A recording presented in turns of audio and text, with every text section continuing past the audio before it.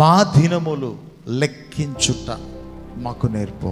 ఈ మధ్య కాలంలో ఎక్కడ చూసి ఎలాంటి పరిస్థితులు చూసినా రోజులు లెక్క పెడుతున్న వారై ఉన్నారు. ఎందుకంటే పరిస్థితులు భయంకరంగా ఉన్నాయి, శ్రమలు భయంకరంగా ఉన్నాయి, ఎదురవుతున్న ప్రభావాలు మానసికంగా ఎంతగానో కృంగదీస్తున్నాయి. ఇంకెన్ని రోజులు బ్రతకాలి ప్రభు? ఇలాంటి పరిస్థితులకి ఎన్ని రోజులు ప్రభు? అసలు ఇలాంటి పరిస్థితుల్లో నుంచి మేము బయటపడతామా అని కొంతమందికి ఒక ఆలోచన.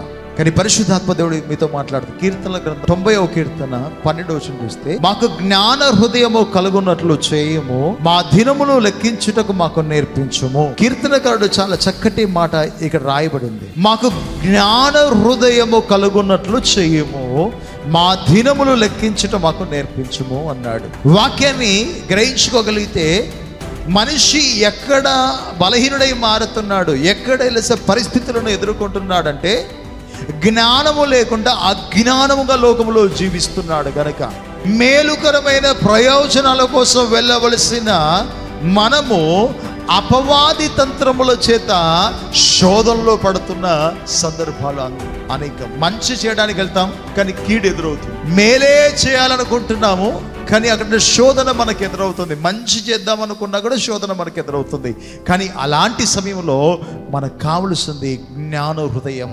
అంటే తెలివిగా దేవుని సన్నిధిలో నిలబడగలిగితే సమస్యలన్నిటి నుంచి బయటికి రావచ్చు. ప్రభా ఇలాంటి ఈ దినముల నుంచి మేము బయటికి ఎలా రావాలి, ఇలాంటి పరిస్థితుల్ని ప్రభా ఎలా మేము దాటాలి అనే ఆలోచన మీకు రావాలి అంటే మీ అజ్ఞానములో నుండి జ్ఞాన హృదయంలోకి రండి. లోకంలో అజ్ఞానంగా బ్రతికితే సమాజం అపవాది చేత మళ్ళీ బలహీనపరచడానికి, ఆయా మాటల చేత వారి ప్రవర్తనల చేత మళ్ళీ కృంగదీయడానికి, మళ్ళీ పడగొట్టడానికి, మన జీవితంలో అనేక శ్రమల కొలిమిలోకి వేయడానికి వాడు చులువుగా చిక్కుల్లో పెట్టడానికి ప్రయత్నం చేస్తున్నాడు. ఆ సమస్యలోంచి నువ్వు బయటికి రావాలంటే నీకు జ్ఞాన హృదయం ఉండాలి. నీ దినంలో నుండి నువ్వు ఎలా బయటపడాలి అనే ఆలోచన నీకు రావాలి. అందుకే పరిశుద్ధ గ్రంథంలో నుండి సామెతల గ్రంథం 23వ అధ్యాయం 12వ వచనం చూస్తే, ఉపదేశము మీద మనస్సు ఉంచుము, తెలివిగల మాటలకు చెవియొగ్గుము అన్నాడు.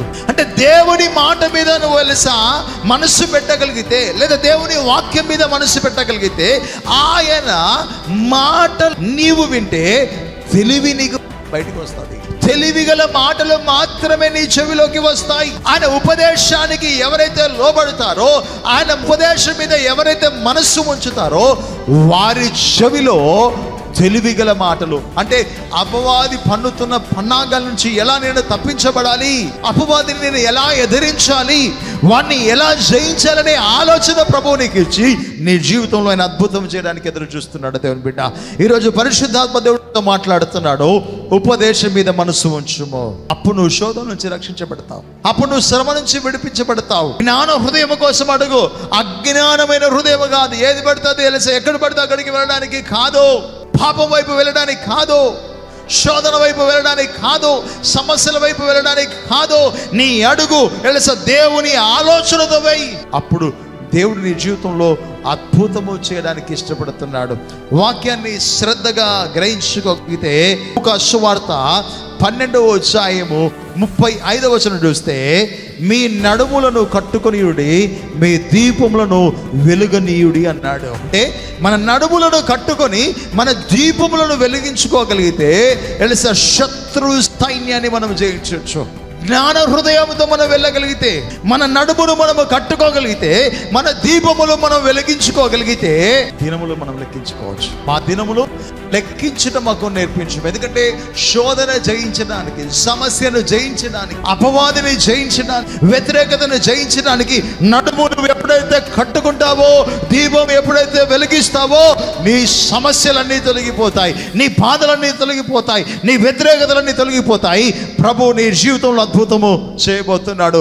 దినములు ఎందుకు లెక్కించాలి అంటే ఈ లోకాన్ని విడిపించడానికి కాదు, శోధన జయించడానికి, అపవాదిని జయించడానికి జయించడానికి, నీ పరిస్థితిని జయించడానికి, నీ జీవితంలో దేవుడు చేయబోయే అద్భుతమైన కార్యాలను బట్టి నువ్వు నిలబడగలిగితే ప్రభు అద్భుతమైన కార్యాలు చేయబోతున్నాడు. సమస్య నీ జీవితం నుంచి తొలగిపోయే సమయం వచ్చింది. పరిస్థితి మారిపోయే సమయం వచ్చింది. ప్రభువు నీకు తోడై ఉండే సమయం వచ్చింది. ఎప్పుడు నీవు ఆయన ఉపదేశం మీద మనసు ఉంచి తెలివిగా ఈ లోకంలో బ్రతికినప్పుడు, అజ్ఞానిగా బ్రతికినప్పుడు కాదు. తప్పిపోయిన కుమారుడు లోకానుసారంగా వెళ్ళి తన జీవితం జలసా చేయాలనుకున్నాడు.